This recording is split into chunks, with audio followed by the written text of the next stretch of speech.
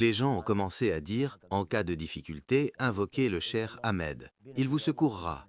C'est-à-dire que si tu invoques Allah seul, ça passe pas, puisqu'ils pensent que leur relation avec Allah n'est pas correcte. Mais si tu invoques le cher Ahmed, Allah exaucera le cher car il est proche de lui. Ainsi, les gens ont commencé à m'invoquer en dehors d'Allah. Je faisais des choses, même pour résoudre des problèmes judiciaires. Je demandais le nom du juge, le nom de sa mère, etc. Je faisais de la sorcellerie. T'es resté 17 ans à faire ça? Je suis resté dans cet état pendant 17 ans. Et durant ces 17 ans, je ne savais pas que j'étais un sorcier. Je ne savais pas que je traitais avec le monde des djinns et des démons. Pour moi, c'était des anges, des êtres spirituels, rohanioun. Comment s'est terminée cette période de 17 ans? Comment as-tu découvert que c'était de la sorcellerie? Comment t'es-tu arrêté? C'est un Soudanais du sud de Khartoum, nommé Mohamed, qui est arrivé. Cet homme faisait du commerce entre le Nigeria et le Soudan. Il transportait de parfums de grande valeur et du savon dans de gros camions, semi-remorques. On lui a dit « Il y a là-bas un wali, un saint parmi les alliés d'Allah, un Soudanais dont l'invocation est toujours exaucée. Tu as besoin de cet homme. Sur ta route vers le Nigeria, tu rencontreras des obstacles, et lui pourra te faciliter les choses par sa bénédiction, sa fatiha. » L'homme a écouté ce qu'on lui a dit et il est venu me voir. La tradition pour me saluer était d'enlever ses chaussures loin de moi, puis d'avancer à quatre pattes jusqu'à m'atteindre. Il vient à quatre pattes? Je suis le saint.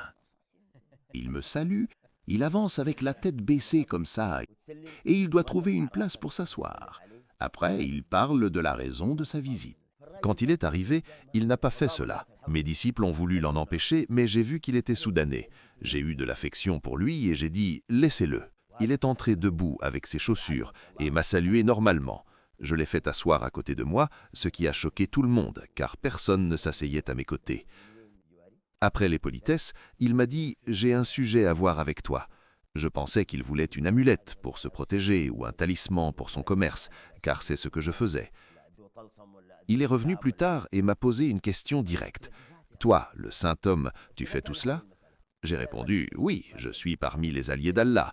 La preuve est ce que je réalise. » Il m'a demandé « As-tu des serviteurs ?» J'ai dit « Oui, j'ai des serviteurs parmi les anges, des êtres spirituels, ruhaniyoun. » Il m'a dit « Les ruhaniyoun ne sont pas des anges, ce sont des djinns. » J'ai protesté « Non, ce sont des anges qui me servent. » Il a insisté « Un ange ne sert pas un humain à commande, un ange n'obéit qu'à Allah. S'il t'obéit à toi, ce n'est pas un ange. » Il m'a demandé « Quel est le nom de leur chef ?» J'ai dit « Sahu Sahoubi ». Il m'a dit « Peux-tu l'appeler ?» J'ai dit « Bien sûr ». Il m'a alors défié. « Je vais dire quelque chose qui fera qu'il ne viendra pas ou qu'il s'enfuira. » Il a dit « Je vais réciter Ayat al-Kursi, le verset du trône. » J'ai ricané. « Tu penses connaître ce verset mieux que moi ?» Il a répondu « Si je le récite, ton serviteur ne viendra pas. Et si tu le récites, il viendra. La différence est dans la façon de le réciter. » J'ai utilisé mon code secret pour appeler Sassaoubi. Mohamed m'a demandé « Est-il là ?» J'ai dit « Oui, il est là-bas. » Mohamed a alors commencé à réciter Ayat al-Kursi d'une voix forte et sincère. À ce moment-là, j'ai vu Sassaoubi s'enfuir très loin.